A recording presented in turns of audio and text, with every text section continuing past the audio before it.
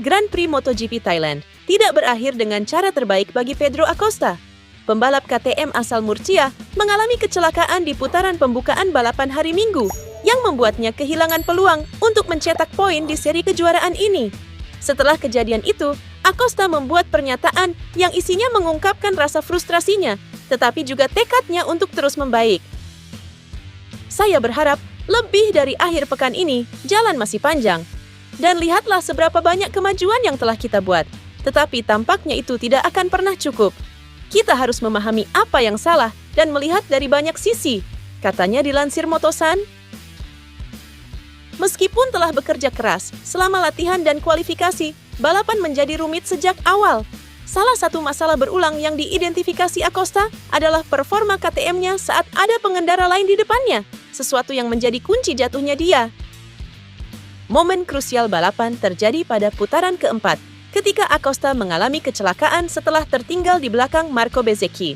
Acosta menjelaskan bahwa slipstream pembalap Italia itu memengaruhi perilaku motornya, yang menyebabkan hilangnya beban pada as roda belakang dan akibatnya terjatuh. Meski ada masalah di Thailand, Acosta tidak mempermasalahkan situasi tersebut dan menatap tantangan berikutnya, Grand Prix Argentina. Menurut Acosta, musim sebenarnya akan dimulai di sana. Tidak perlu dibesar-besarkan, Argentina akan menjadi Grand Prix sungguhan pertama. Ini bukan awal yang terbaik, tetapi kita harus santai saja, katanya. Pembalap prima Pramac Racing, Jack Miller, jadi rider Yamaha yang paling mencolok sepanjang pekan balap MotoGP Thailand 2025 di Buriram. Meski hasil akhir di sprint dan Grand Prix tak memuaskan, Miller menunjukkan YZR M1 mengalami lonjakan performa dari musim lalu. Dalam kedua balapan, Miller start dari posisi keempat dan bertarung di 6 besar. Dalam sprint pada Sabtu 1 Maret, sayangnya Miller jatuh di tikungan 8 pada lap 7 dan gagal finish.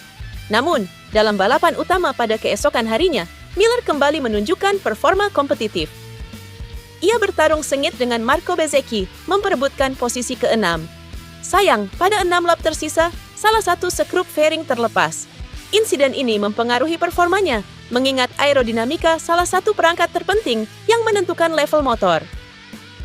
Saya mengalami sedikit masalah dengan fairing. Saat itulah saya kehilangan kontak dengan grup depan. Salah satu klipnya terlepas, dan seluruh fairing mulai longgar. Aerodinamika sangat krusial saat ini, dan saya kesulitan dalam menikung, ungkapnya kepada Crash.net. Miller pun menjadi salah satu dari banyak pembalap yang mengalami luka bakar di bagian kaki dan lengan. Dalam kasusnya sendiri, luka bakar ini terjadi akibat ia harus menahan fairing agar tidak copot di trek lurus, yakni ketika ia harus melaju di kecepatan 330 km per jam. Pembalap Australia ini pun harus legawa sekadar finish di posisi 11 di belakang Fabio Di Giannantonio dan meraup 5 poin saja. Ia menjadi pembalap Yamaha terbaik dalam balapan ini. Ia mengaku sempat mendekati Di Gia dan baik dalam berakselerasi dari tikungan 7 menuju garis finish. Namun, apesnya ban sudah terlanjur aus. Pembalap Honda, yaitu Joan Mir, membeberkan penyebabnya terjatuh pada pagelaran MotoGP Thailand pada Minggu waktu setempat. Ia mengatakan bahwa dirinya terjatuh karena suhu panas yang berlebihan pada motornya. Tidak bisa dipungkiri, suhu panas di sirkuit Chang memang menjadi tantangan tersendiri bagi banyak rider.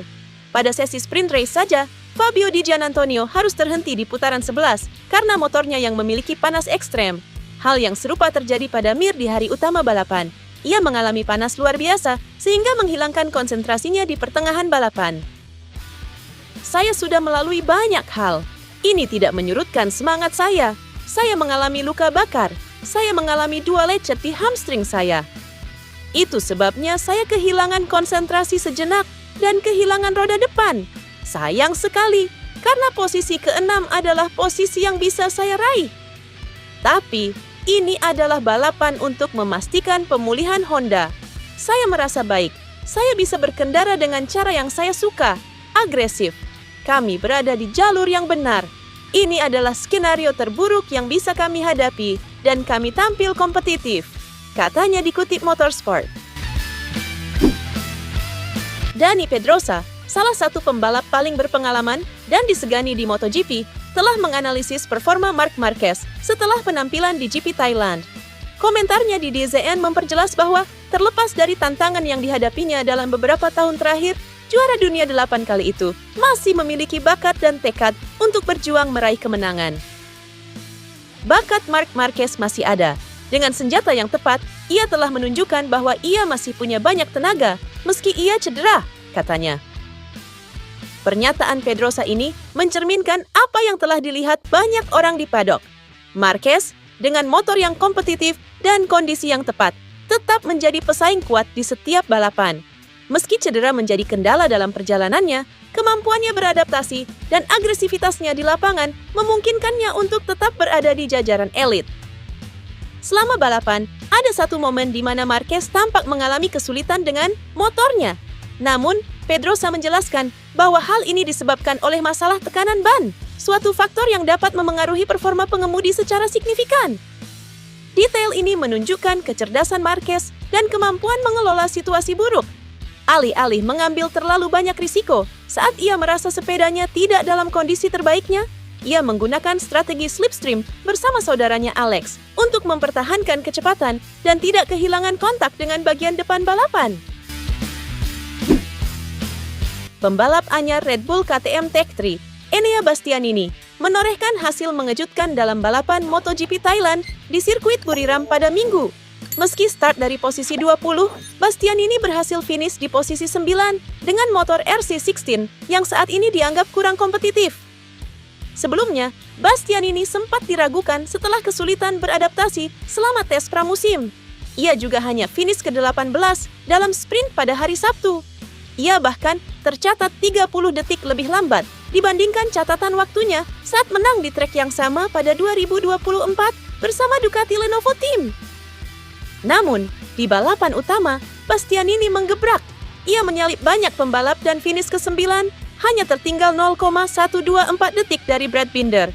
Hasil ini mengingatkan kepada performa Bastianini saat masih membela Ducati, di mana ia selalu tampil kuat pada paruh kedua balapan. Hasil ini sedikit lebih baik dari dugaan saya.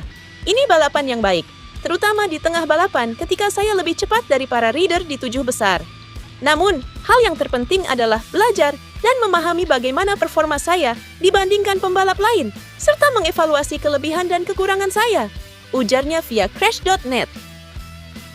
Meski begitu, performa apik ini harus dikonfirmasi ulang oleh Bastianini pada seri berikutnya, yakni MotoGP Argentina, di sirkuit Termas de Rio Hondo pada 14 sampai 16 Maret 2025 mendatang.